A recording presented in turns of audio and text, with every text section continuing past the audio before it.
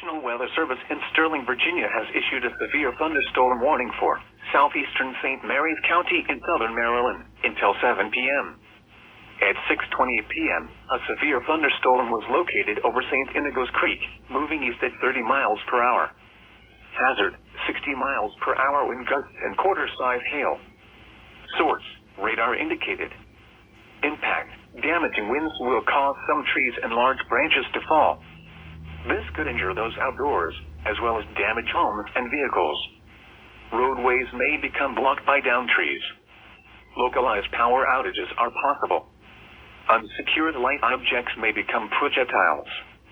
Locations impacted include St. Inigo's Creek, St. George Island, Damaron, Point Lookout, Scotland, St. Inigo's, and Ridge.